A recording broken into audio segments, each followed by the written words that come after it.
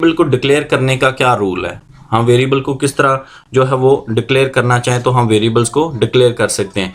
तो उसमें कहता है the process of specifying variable name and it's type is called variable declaration, के वेरिएबल का नाम और टाइप बताने का जो प्रोसेस है उसको डिक्लेयर करना कहते हैं। और सी जो है ये एक स्ट्रांगली रिकमेंडेड लैंग्वेज है। इसका मतलब ये कि सी लैंग्वेज के अंदर हम वेरिएबल को बगैर डिक्लेयर के इस्तेमाल नहीं कर सकते, यानी variable must be declare before its use in the program. Compiler जो है ये declaration, compiler use declaration to determine how much memory is needed for each variable. इसका मतलब है कि जो कंपाइलर है ये हमें बेसिकली बताता है कि किस वेरिएबल के लिए हमें कितनी मेमोरी जो है वो रिक्वायर्ड होती। तो याद रखें जितनी भी मेमोरी हम वेरिएबल डिक्लेयर करते हैं तो मेमोरी के अंदर वो बाइट्स की सूरत में मेमोरी को रिजर्व करता है। अब मेमोरी को कैलकुलेट करने के लिए हम किलोबाइट भी यूज़ करते हैं, बाइट्स भी यूज़ करते हैं, मेगाबाइट्स भी यूज़ करते हैं, लेकिन जितने वेरिएबल्स हम डिक्लेयर करेंगे वो बाइट्स की सूरत में यहाँ पे अपनी मेमोरी को रिजर्व करेंगे।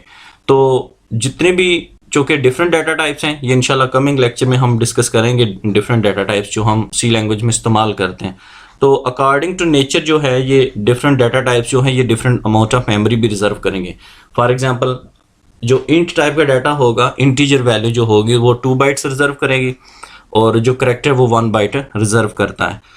जब वेरिएबल हम किसी भी प्रोग्रामिंग में याद रखें डिक्लेयर कर लेते हैं तो उसकी टाइप चेंज नहीं हो सकती, और लेकिन उस वेरिएबल के अंदर जो वैल्यू है वो चेंज हो सकती है। अब इसकी मिसाल ऐसे जैसे ये नीचे एग्जांपल में मैंने एक वेरिएबल डिक्लेयर किया इंटीजर में मार्क्स, तो यहाँ पे अब मार्क्स वेरिएबल का नाम है और इंट उसकी डाटा टाइप है। अब मैं मार्क्स वेरिएबल की टाइप को इंट से फ्लोट नहीं कर सकता, ये इसका मतलब है यहाँ पे।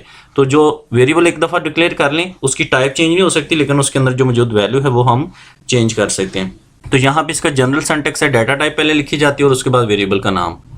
और एग्जांपल में एक इंट टाइप में मार्क्स है, फ्लोट डाटा टाइप में एवरेज है, करेक्टर डाटा टाइप में ग्रेड है, डबल सेल डाटा टाइप के साथ सैलरी। तो यहाँ पे जो फर्स्ट वर्ड है इसका वो सब के सब डाटा टाइप्स हैं, इंट, फ्लोट, करेक्टर और डबल, और जो दूसरा नेम है मार्क्स, एवरेज, ग्रेड और सैलरी ये इसके वेरिएबल्स के नाम हैं। तो ये इसका जो है वेरिएबल डिक्लेयर करने का एक रूल है। अगर आप सेम डाटा टाइप के साथ मल्टीपल वेरिएबल्स भी डिक्लेयर करना चाहें तो वो भी हम यहाँ पे करना चाहें तो वो हम कर सकते हैं। तो उसका तरीका ये होता है कि सिंपल आप लिखें पहले डाटा टाइप, जैसे इंट है तो इंट के बाद वेरिएबल का नाम लिख लें ए, फिर कॉमा लगा के, फिर बी, फिर कॉमा लगा के, सी, डी और लास्ट वेरिएबल के बाद आप सेमीकोलन लगा दें। तो ये भी एक तरीका है मल्टीपल वेरिएबल को एक लाइन में डिक्लेयर करने का। उसके बाद आगे है वेरिएबल की इनिशियलाइजेशन। इनिशियलाइजेशन का मतलब जो है ये आपका डिक्लेरेशन से नेक्स्ट प्रोसेस है। जब हम वेरिएबल को डिक्लेयर करते हैं तो उसमें हम उसकी टाइप और नेम बताते हैं, लेकिन इनिशियलाइजेशन के अंदर क्या होता है हम वेरिएबल की टाइप, नेम और साथ ही उसको उसी टाइम हम वैल्यू भी इनिशियलाइज कर देते हैं। तो फिर इसकी डेफिनेशन ये बनती है कि process of assigning value to variable at the time of declaration is called variable initialisation. अमूमन एक क्वेश्चन किया जाता है कि इनिशियलाइज में और असाइन में क्या फ़र्क होता है। कि हम वेरिएबल को वैल्यू असाइन करें जी, हम वेरिएबल को वैल्यू इनिशियलाइज कर रहे हैं। तो याद रखें इनिशियलाइजेशन में और असाइनिंग में स्लाइड सा डिफरेंस है। इनिशियलाइजेशन का मतलब है कि जब आप कोई वेरिएबल डिक्लेयर करो उसी टाइम उसको आप वैल्यू भी इनिशियलाइज कर दें, वैल्यू भी उसको दे दें, तो उसको कहते हैं इनिशियलाइजेशन। लेकिन असाइनमेंट का मतलब ये होता है कि आपने वेरिएबल पहले से डिक्लेयर किया हुआ है लेकिन बाद में आप उसको असाइनमेंट ऑपरेटर के जरिए वैल्यू दे दें, तो वो कहलाता है वैल्यू असाइनमेंट करना। तो वैल्यू असाइन करने के लिए हम इक्वल साइन को इस्तेमाल करते हैं। याद रखें प्रोग्रामिंग के अंदर सिंगल इक्वल साइन का मतलब होता है वैल्यू असाइन करना, लेकिन जनरल मैथमेटिक्स के अंदर हम इक्वल साइन का मतलब लेते हैं इक्वल, यानी आप कहते हैं ए इज इक्वल टू बी है तो हम यही लिखते हैं ए इज इक्वल टू बी। लेकिन प्रोग्रामिंग के अंदर अगर आपने लिखना है ए इज इक्वल टू बी तो उसके लिए आप लिखोगे ए और उसके बाद 2 दफ़ा आपने इक्वल साइन लगाना है और फिर आप बी लिखेंगे। फिर कहते हैं वेरिएबल जो है ये असाइनमेंट ऑपरेटर की लेफ्ट हैंड साइड पे लिखा जाता है और जो वैल्यू है वो उसकी राइट हैंड साइड पे लिखी जाती है। और जब हम कोई भी वेरिएबल डिक्लेयर करते हैं तो उसको मेमोरी ऑटोमेटिकली एलोकेट कर दी जाती है कि उसकी टाइप के मुताबिक, कि अगर वो इंट है तो 2 बाइट्स, करेक्टर तो 1 बाइट, फ्लोट है तो 4 बाइट्स। सो मेमोरी लोकेशन में ऑलरेडी कंटेन मीनिंगलेस डाटा। ये एक बड़ा एक इम्पॉर्टेंट पॉइंट है। कहते हैं जो आप वेरिएबल प्रोग्रामिंग कर रहे हो और वेरिएबल डिक्लेयर करते हो तो मे बी के रैम के अंदर पहले से कोई आपका डाटा मौजूद हो, मे बी के उसमें एक ऐसी वैल्यू पड़ी है जिसकी आपको ज़रूरत ही नहीं है, लेकिन आपने वेरिएबल डिक्लेयर कर लिया, उस इनिशियलाइज नहीं अभी किया, तो वहाँ पे जो मौजूद वैल्यू है उसको हम कहते हैं गार्बेज वैल्यू।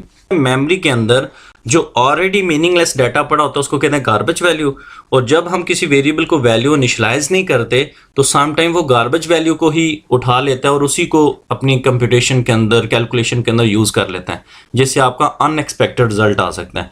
तो इसका बेहतरीन तरीका ये है कि हम eight the time of declaration उसी टाइम वेरिएबल को इनिशियलाइज भी कर दें ताकि हम गार्बेज वैल्यू के प्रॉब्लम से बच सकें। तो इसलिए हम वेरिएबल को इनिशियलाइज भी साथ कर लेते हैं मोस्टली। तो इसका भी तरीका यही है, आप वेरिएबल का नाम लिखेंगे, असाइनमेंट ऑपरेटर लगा के उसके बाद राइट साइड पे उसकी वैल्यू लिख देंगे। जैसे ये नीचे मैंने लिखा इंटीजर में n है उसको 58 दिया, फ्लोट में एवरेज है। अब फ्लोट क्या है, ये एक डाटा टाइप है जिसके जो 4 बाइट्स रिजर्व करता है और इसका बेसिक पर्पस होता है आपकी फ्लोटिंग वैल्यू स्टोर करना, यानी इशारिये वाली रकम जो होती है। उसके बाद करैक्टर टाइप में ग्रेड है, और यहाँ पे देख लें मैंने सिंगल लाइन के अंदर मल्टीपल वेरिएबल्स को इनिशियलाइज किया है, यानी इंटीजर में x इज इक्वल टू 87 और कॉमा लगा के y इज इक्वल टू 95 लिख दें। तो ये एक लाइन के अंदर मल्टीपल वेरिएबल को वैल्यू इनिशियलाइज करना है। और ये डायग्राम आप देख लें, यहाँ पे डाटा टाइप इंट, वेरिएबल का नेम है एज, 20 उसकी वैल्यू है, और मेमोरी के अंदर देखिए रैम के अंदर उसको हमने स्टोर किया हुआ। उसके बाद नेक्स्ट टॉपिक हमारा वेरिएबल के डिक्लेरेशन रूल्स। ये बहुत इंपॉर्टेंट है, किसी भी प्रोग्रामिंग के अंदर वेरिएबल्स को डिक्लेयर करना एक बड़ा कॉम्प्लिकेटेड प्रोसेस समझा जाता है कि हम वेरिएबल कैसे डिक्लेयर करेंगे, वेरिएबल कितने डिक्लेयर करने होते हैं, हमें कैसे पता चलेगा कितने वेरिएबल्स की हमें ज़रूरत है। तो वेरिएबल डिक्लेयर करने के कुछ जनरल रूल्स हैं। तो यहाँ पे 8 बेसिक रूल हैं वेरिएबल्स को डिक्लेयर करने के, जिसमें सबसे पहला है जो हमने पहले भी स्टडी किया कि जो वेरिएबल का नाम है वो लेटर, नंबर और अंडरस्कोर पे मुश्तमिल होता है।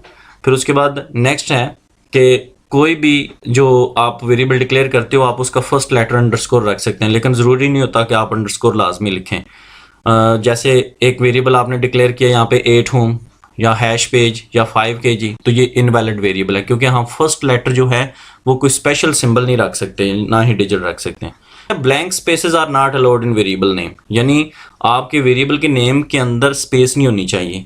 अगर आपका वेरिएबल का जो नाम है वो एक से ज़्यादा वर्ड पे मुश्तमिल है तो आप उन मल्टीपल वर्ड्स को सेपरेट करने के लिए बेशुमार तरीके इस्तेमाल कर सकते हैं। मिसाल के तौर पे मिड में अंडरस्कोर यूज़ कर लें, या हर वर्ड का फर्स्ट लेटर जो है वो कैपिटल कर लें। ये अगली स्लाइड में इसकी एग्जांपल मैंने दी है। तो स्पेस अलो नहीं होती।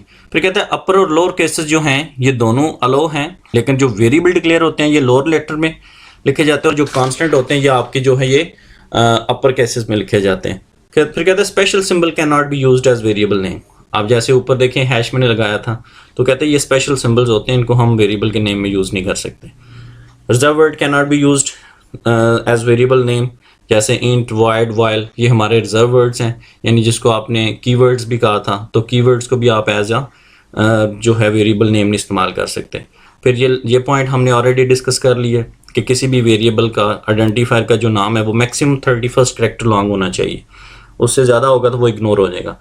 और लास्ट पे ये है कि variable can be declare only for one data type. It mean कि जो वेरिएबल हम डिक्लेयर करते हैं वो किसी एक ही डाटा टाइप के लिए होना चाहिए। मिसाल के तौर पे आप ये नहीं कर सकते इंट में एवरेज और इंट में फ्लोट में भी एवरेज ले लें, क्योंकि आप एक ही वेरिएबल को 2 डिफरेंट डाटा टाइप्स के लिए इस्तेमाल जो है वो भी आप कर रहे हैं।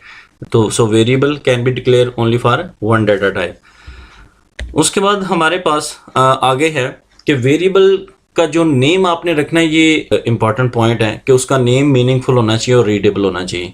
यानी आप वेरिएबल को इस तरह से ना डिक्लेयर करें कि वो यूज़र को समझ में ही ना आए कि ये वेरिएबल का मकसद क्या है। इसकी मिसाल आप ऐसे ले लें कि अगर आप स्टूडेंट के मार्क्स स्टोर करना चाहते हैं, एवरेज स्टोर करना चाहते हैं, उसका रिजल्ट स्टोर करना चाहते हैं, तो अगर आप वेरिएबल ले लेंगे ABCD, तो A और B में मार्क्स हो गए, C और D में आप एवरेज और सम ले लें, तो ये C और D इतना जो है ना हमारे लिए मीनिंगफुल वर्ड्स नहीं है। अगर आप उसकी जगह पे उसका सम रख लेते हैं वेरिएबल, तो इसका मतलब होगा कि इसमें हमने टोटल स्टोर करना है। अगर आप एक एवरेज का वेरिएबल ले लेंगे तो हमें देख के पता चल जाएगा कि इसके अंदर हमने एवरेज को स्टोर करना है। सो एग्जांपल के तौर पे मैंने यहाँ पे लिखा कि अगर आप स्टूडेंट के मार्क्स को स्टोर करना चाहते हो तो आप मार्क्स का वेरिएबल लेंगे। फिर कहते हैं variable consist of multiple words. अगर आपका वेरिएबल एक से ज़्यादा वर्ड पे मुश्तमिल है तो आप सिंपल टेक्निक है कि हर वर्ड का जो फर्स्ट लेटर है वो कैपिटल कर लें। जैसे लिखा है माई फ़ोन नंबर, तो ये ज़्यादा रीडेबल है as compare to my phone number. तो इसके एग्जांपल में मार्क्स, एज, टेस्ट और ये सब के सब आपके वैलिड वेरिएबल्स है। अभी हमारा टॉपिक है कांस्टेंट और उसकी डिफरेंट टाइप्स। कांस्टेंट एक ऐसी क्वांटिटी को कहा जाता है जिसकी वैल्यू हम प्रोग्राम के एग्जीक्यूशन के दौरान चेंज नहीं कर सकते। तो इसमें हमारे पास 3 डिफरेंट टाइप्स हैं, जिसमें नंबर 1 पे न्यूमेरिक कांस्टेंट। न्यूमेरिक की आगे सब टाइप हैं, इंटीजर और फ्लोटिंग। इंटीजर कांस्टेंट ऐसी वैल्यूज़ हैं कि जो बगैर डेसिमल प्लेसेस की होती हैं, बगैर फ्रैक्शंस की होती हैं, यानी बगैर इशारिये की जो वैल्यू लिखी जाए उसको इंटीजर कांस्टेंट कहते हैं। और जो इंटीजर कांस्टेंट्स हैं ये हमेशा याद रखें, इनको काउंटिंग किया जा सकता है।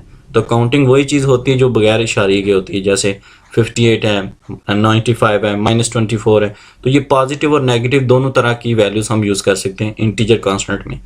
फ्लोटिंग कांस्टेंट ऐसी वैल्यूज़ है कि जो विद फ्रैक्शन या डेसिमल पॉइंट्स होती हैं और ऐसी वैल्यूज़ को हमेशा मेजर किया जाता है, मापा जाता है।